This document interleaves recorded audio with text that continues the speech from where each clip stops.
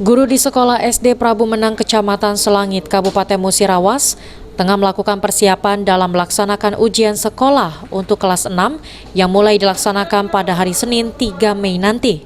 Ujian sekolah tahun ini cukup berbeda, di mana ujian sekolah di masa pandemi COVID-19 dan akan dilaksanakan secara protokol kesehatan yang ketat, seperti mencuci tangan, memakai masker, dan menjaga jarak.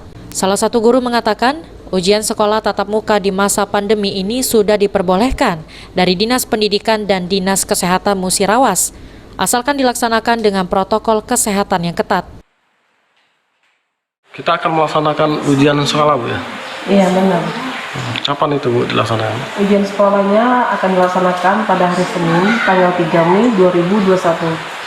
Tetapi, dalam melaksanakan ujian sekolah, dianjurkan dari Dinas Pendidikan dan Dinas Kesehatan, kita masih tetap mematuhi protokol kesehatan, seperti memakai masker, mencuci tangan, dan menjaga jarak. Itu dengan tatap muka, ya, Bu? Iya, diperbolehkan oleh Dinas Kesehatan dan Dinas Pendidikan untuk UAS, diperbolehkan tatap muka. Untuk peserta sendiri, ujiannya nanti berapa orang? Kalau peserta jumlahnya 17.